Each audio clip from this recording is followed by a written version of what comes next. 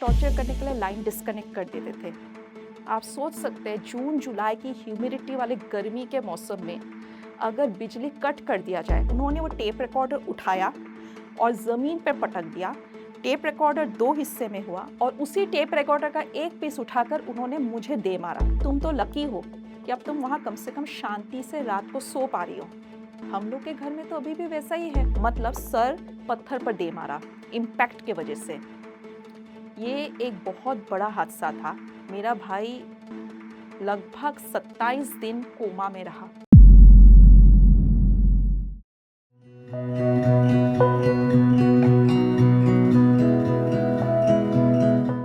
हाय, good evening, नमस्कार। मेरा नाम प्रियंका भूया है और मैं असम की हूँ।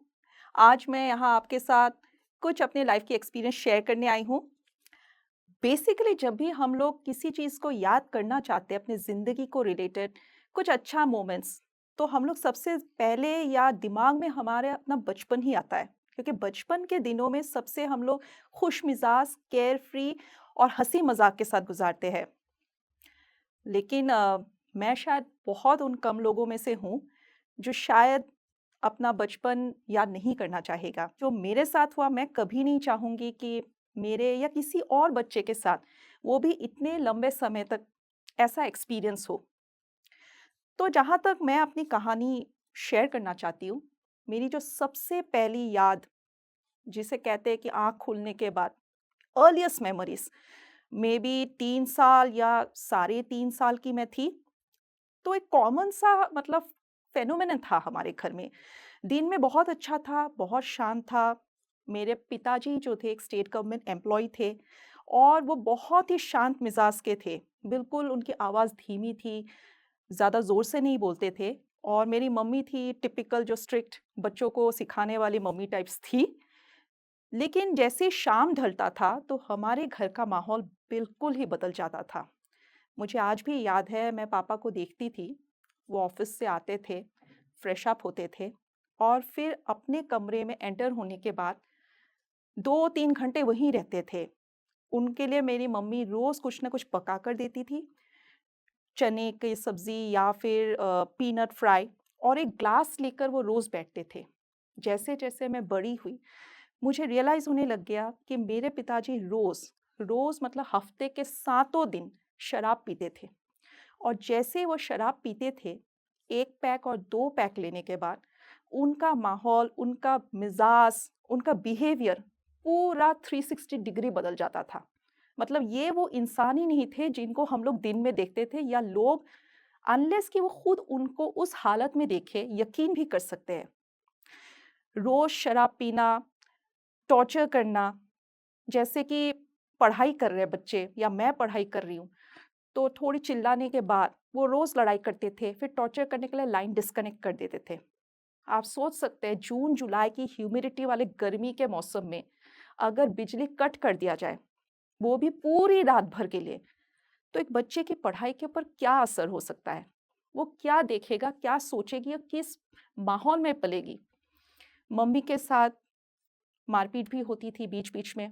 मुझे आज भी याद है, मैं जितनी बड़ी होती गई, अंदर ही अंदर मेरे अंदर भी वो एक गुस्से का माहौल जागृत हुआ। मैं उनको रोकने के लिए जितना हो सकता था मुझसे, ज़्यादा बड़ी तो मैं थी नहीं, मैं बीच में आ जाती थी मम्मी-पापा की। मम्मी उनको रोज़ रोकने के लिए चिल्लाती थी, पापा फिर भी नहीं सुनते थे। जैसे आम आप लोगों ने कभी-कभार शायद फ़िल्मों में देखा होगा, शराबी लोग कैसे बिहेव करते थे, हाथ उठाते थे। अक्सर तो 1-2 बार ऐसा भी हुआ है, जहाँ तक मुझे याद है, घर से निकाल भी देते थे। निकालने का मतलब है कि घर से बाहर कर देना और फिर ताला लगाकर अंदर खुद रहना। मैं आप लोगों के साथ बहुत सारी घटनाओं में से 1-2 घटना जो स्पेसिफिकली हमारे दिमाग में रह गया, वो मैं आपके साथ साझा करना चाहती हूँ। क्लास 10 में थी और एग्ज़ाम्स खत्म हो गए थे। तो जनरली जब एग्ज़ाम्स खत्म हो जाते हैं ना, एक रिलीफ़ सा माहौल होता है कि चलो भई एग्ज़ाम्स खत्म हो गया, आज के बाद तो मस्ती, फुल ऑन मस्ती। शाम के 7-8 बजे होंगे और मैंने गाना थोड़ा-सा लाउड वॉल्यूम में प्ले किया कि खुशी के मारे कि एग्ज़ाम्स खत्म हो गया। और मेरे पापा एज़ यूजुअल आकर अपने ग्लास का बोतल लेकर बैठ गए थे। थोड़ी देर के बाद उनका वही मिज़ाज बदल गया था, अल्कोहल के असर की वजह से, और उन्होंने चिल्लाना मेरे पर शुरू किया। मुझे याद है आज भी शायद 2 या 3 लाइन ही कुछ किया होगा, उन्होंने वो टेप रिकॉर्डर उठाया और ज़मीन पे पटक दिया। टेप रिकॉर्डर 2 हिस्से में हुआ और उसी टेप रिकॉर्डर का एक पीस उठाकर उन्होंने मुझे दे मारा। मैं रिफ्लेक्स एक्शन बचने के लिए अपना हाथ ऐसे ऊपर की, जिसके वजह से पूरा प्रेशर मेरे बाएँ हाथ में आ गया था। मेरा काफ़ी खून बहा था। मेरी मम्मी फ़ौरन आई बचाने के लिए मुझे और वो चिल्लाने लग गई कि अगर कुछ होता है, हाथ-वाथ टूट जाता है, तो क्या होगा इसका आगे? और आप किस बिना पर इतना चिल्लम-चिल्ली कर रहे हैं?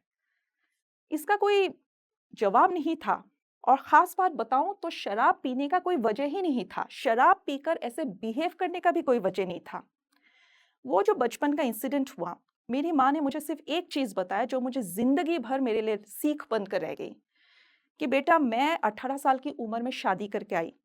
मेरी कोई फाइनेंशियल फ्रीडम नहीं है। अगर मैं तुम्हें और तुम्हारे भाई को लेकर निकल भी जाऊँ, कौन देखेगा? कौन तुम लोग की पढ़ाई का खर्चा उठाएगा? कौन पालेगा? तो मेरी माँ ने बस यही सिखाया कि चाहे जो भी हालात हो, जैसे भी हो, इस नर्क से बाहर निकलो। अपने पैरों में खुद खड़े हो जाओ, नहीं तो तुम्हारी ज़िंदगी भी मेरी तरह ही होगी। जब तक तुम अपने पैरों में खड़े नहीं होते, तुम्हें हमेशा किसी न किसी के ऊपर डिपेंड होना पड़ेगा पैसे के लिए। इतने काबिल बनो कि तुम्हें किसी के सामने अपने हाथ ना फैलाने पड़े, कुछ माँगना ना पड़े। ये जो हर रोज़ मेरे घर में महाभारत होती थी, ये अगले सुबह स्कूल जाना होता था, तो रोज़ मेरे वही नेबर्स के थ्रू जाना होता था, बस स्टैंड जाना होता था। तो आप सोच सकते थे मेरे घर में जो तमाशे होते थे, वो पूरे मोहल्ले को पता था। इसके बावजूद हम हम मतलब मैं और मेरे भाई दोनों सर उठाकर जाते थे। ये जानते हुए भी कि सारे लोगों को पता था कि इनके घर में तो क्या हो रहा है। लोगों ने स्टार्टिंग में आकर थोड़ा ब्रेक करने की भी कोशिश की, पर वही कहते हैं कि दूसरों के प्रॉब्लम में कौन अपना हाथ डालेगा। ये जो अल्कोहल अब्यूज़ या जो शराब का ये जो चला सिलसिला मेरे घर में, मार-पीट, तमाशा, लाइट्स ऑफ कर देना, घर से बाहर निकाल देना, ये तकरीबन 25 से 26 साल मैंने झेला। और मेरी माँ ने तो शायद इससे भी ज़्यादा झेला, क्योंकि जब तक मैं पढ़ाई के लिए बाहर नहीं गई दिल्ली, तब तक ये चल ही रहा था। इनफैक्ट मैं जब बाहर पढ़ने के लिए गई, तब भी मेरी माँ और मेरा भाई कहता था कि तुम तो लकी हो कि अब तुम वहाँ कम से कम शांति से रात को सो पा रही हो। हम लोग के घर में तो अभी भी वैसा ही है, क्योंकि मेरे पिताजी तब तक पूरे हैबिचुएटेड अल्कोहलिक बन चुके थे। और ये सिलसिला तब तक 2014 तक चलता रहा जब तक उन्हें कैंसर डिटेक्ट हुआ। उन्हें स्टेज 3 का कैंसर डिटेक्ट हुआ और तकरीबन 7 साल 7 लॉन्ग ईयर्स मैंने तब तक मेरी जॉब लग चुकी थी और ये जो मेरे मन में एक बैठ चुका था ज़िद कि मुझे कुछ करना है, अपने पैरों में खुद खड़ा होना है। मैंने यहाँ तक कि अपनी पढ़ाई के लिए भी जो हायर एजुकेशन का लोन वगैरह भी खुद ही लिया। अपने पिताजी से मैंने बस उनको कहा कि आप मेरे नाम पर लोन लेकर दो, मैं नौकरी करके मैं रिपे करूँगी। और मैंने बाकायदा उसको रिपे किया अपनी जॉब के तकरीबन 1.5 या 2 साल के अंदर ही। इसके बीच में हमें एक और बहुत बड़ी प्रॉब्लम का सामना करना पड़ा, एक बहुत बड़ा हादसा हुआ। मेरा इकलौता भाई जो एमबीए पूरी करके घर में आया हुआ था, 2019 की बात है और वो बस मेरे कज़िन के साथ ऐसे ही उसके he was a very good cross country biker, वो बहुत अच्छा बाइकिंग चलाता था। वो गुवाहाटी से शिलांग, शिलांग से गुवाहाटी 220 किलोमीटर, 400 किलोमीटर आराम से चला लेता था और कभी कोई प्रॉब्लम नहीं आई। इस दिन दुर्भाग्य से वो पीछे बैठा हुआ था। जैसा सभी लोग जानते हैं कि बाइक एक्सीडेंट्स में जो इंसान पीछे बैठता है, उसी को सबसे ज़्यादा इम्पैक्ट आता है। तकरीबन रात का 2 बजे था। 11 बजे मैं तब एक स्टेशन में पोस्टेड थी बोंगाईगाँव में। मेरे मदर के साथ बात हुई थी और मैं सो गई थी। 2 बजे घर से कॉल आया कि कुछ हुआ है। फिर क्या हुआ है कुछ समझ में नहीं आया।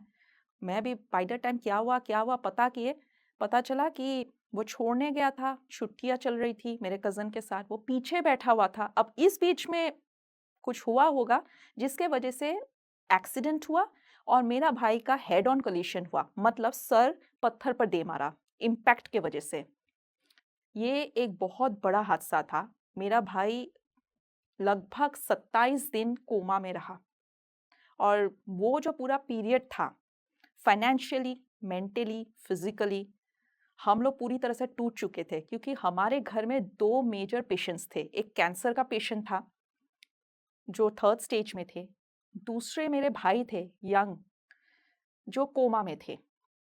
मैंने अपनी माँ को उस वक़्त टूटते हुए एक ही बार देखा था कि अगर कुछ हो जाएगा मेरे बेटे को तो मैं नहीं सह पाऊँगी।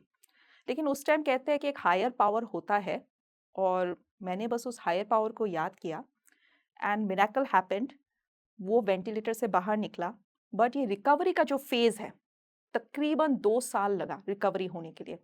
क्योंकि ब्रेन इंजरी कोई आम इंजरी नहीं होती है। आपके हाथ की हड्डी टूटेगा, आपको दर्द होगा, पेन होगा, मेबी आपका 6 महीना आप फ्रैक्चर कास्ट में रहोगे, आप ठीक हो जाओगे।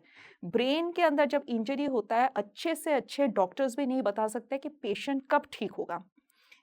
इसके वजह से मेरे घर की जो पूरी रिस्पॉन्सिबिलिटी थी, मेरे ऊपर आ गई थी। मैंने वो हर चीज़ किया जो एक बेटे ने किया। और मुझे इस बात की पूरी गर्व है, और मेबी जो मेरे जीवन का एक्सपीरियंसेस था, जो बचपन से ना टफ पीरियड था, मेरे पास चॉइस था। मेरे पास भी चॉइस था, क्योंकि लगता था कि ज़िंदगी जीने लायक नहीं है। मैरिजेस के लिए भी बहुत प्रॉब्लम हुई। लोग कहते थे ऐसे घर की लड़की कौन शादी करेगा, कौन एक्सेप्ट करेगा जिसका फैमिली बैकग्राउंड ऐसा है, ये क्या करेगी बाहर जाकर, इसके तो घर में बहुत सारे प्रॉब्लम है। लेकिन बाय गॉड्स ग्रेस मैंने सोचा कि अगर मैं भी टूट जाऊंगी और मेंटली डिप्रेशन, सप्रेशन, एंजाइटी, इन सब में पड़ जाऊंगी, तो मुझे कौन उठाएगा? लोग, कोई उठाने वाला तो है नहीं, आपको खुद ही उठना है। जॉब के साथ-साथ मेरी क्रिएटिविटी बहुत अच्छी थी, मैं अखबारों में लिखती थी। मेरी सीरीज़ ऑफ बुक निकली जिसको क्रॉनिकल्स ऑफ कुरु वुमन, जिसका सबसे पहला बुक कृष्णा सिस्टर, देवी सुभद्रा के ऊपर था। दूसरा बुक दुर्योधन के पत्नी के ऊपर मैंने लिखा, दुर्योधन्स क्वीन। और तीसरी बुक अभी रिसेंटली हाल ही में लास्ट ईयर मैंने पब्लिश किया, पांडुस द क्वीन। और ये तीनों के तीनों बुक्स का रिस्पॉन्स बहुत अच्छा आया, स्पेशली जो हमारी युवा पीढ़ी है, उनको ये बहुत ही रोचक लगी, उनको बहुत इंस्पिरेशन लिखा। और जैसे-जैसे मैं लाइफ में आगे बढ़ती गई, मुझे अपने ऑफ़िस के काम में भी काफ़ी रिकॉग्निशन मिला। मुझे बहुत गर्व महसूस होता है कि मैं भारत की वन ऑफ द बिगेस्ट, सबसे बिगेस्ट विद्युत उत्पादन कंपनी के साथ जुड़ी हुई हूँ, एनटीपीसी के साथ जुड़ी हुई हूँ। फिर मैं दूसरी जगह में पोस्टिंग हुई मेरी। ये काफ़ी अच्छा एक्सपीरियंस रहा, और मुझे वहाँ पर भी काफ़ी रिकॉग्निशन, मान और सम्मान मिला। ये मुझे इसलिए नहीं मिला क्योंकि मैं एक औरत हूँ, ये मुझे इसलिए मिला काबिलियत के बिना पर मिला। मैंने घुड़सवारी की जर्नी स्टार्ट की, धीरे-धीरे, जहाँ बाकी लोग में भी 6 महीने में कर लेते थे, मुझे 1 साल लगा, क्योंकि बॉडी उस हिसाब से फ्लेक्सिबल नहीं था। मैंने डिस्कवर किया कि मेरा कमर में लंबर लॉर्डोसिस का प्रॉब्लम था, कमर ही पूरी टेढ़ी थी, जिसके वजह से मेरा जो दाहिना साइड है बॉडी का, उसमें मेरा वेट ही नहीं था, जो आपको घुड़सवारी में बहुत ज़रूरत है, लेग स्ट्रेंथ। और आज मैं इस मंच पर, जोश टॉक्स आशा के इस मंच के थ्रू आप सभी के साथ यही बोलना चाहूँगी और शेयर करना चाहती हूँ कि सपने देखने की कोई उम्र नहीं है।